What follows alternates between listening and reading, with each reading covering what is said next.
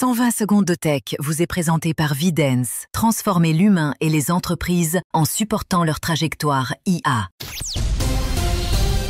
C'est l'édition du lundi 15 septembre. L'IA Gemini de Google grimpe dans les palmarès des boutiques d'applications et s'impose comme l'application IA de l'heure. Première application gratuite sur iPhone aux États-Unis, deuxième au Canada et en Angleterre, Gemini détrône ChatGPT et Threads. Le succès est attribué à son modèle d'édition d'images, Nano Banana, qui a déjà servi à modifier plus de 500 millions d'images en 2 semaines. Gemini permet aux abonnés gratuits de générer ou retoucher 100 images par jour, contre 1000 pour ceux qui paient un abonnement mensuel.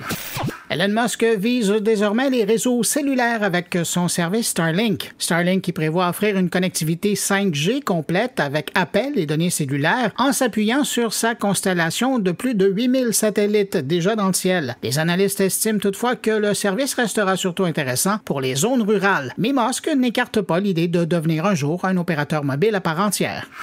La grande rencontre MetaConnect 2025, prévue ce mercredi et jeudi, devrait mettre l'accent sur de nouvelles lunettes intelligentes et l'intelligence artificielle. Le modèle vedette dont je vous ai déjà parlé, surnommé Hypernova, intégrera pour la première fois un petit écran permettant d'afficher des notifications et photos. Des mises à jour de Horizon World sont attendues également. Microsoft apporte de petites améliorations Windows 11 qui devraient plaire aux utilisateurs. La barre des tâches devient plus fiable avec un masquage automatique. Le menu Démarrer, de son côté, intègre désormais des suggestions générées par Copilot permettant d'accéder plus rapidement à certaines actions en langage naturel. Ces nouveautés sont incluses dans la nouvelle mise à jour 25H2, actuellement en déploiement progressif. Et puis en terminant, le fabricant automobile Aston Martin va équiper ses futurs modèles de pneus connectés CyberTire de Pirelli, capables de transmettre en temps réel des données comme la pression ou l'usure afin d'optimiser freinage et stabilité, un peu comme dans la F1. Mais des inquiétudes persistent car le capital de Pirelli est en partie détenu par un groupe chinois, ce qui suscite des craintes d'espionnage ou de cyberattaque. À demain!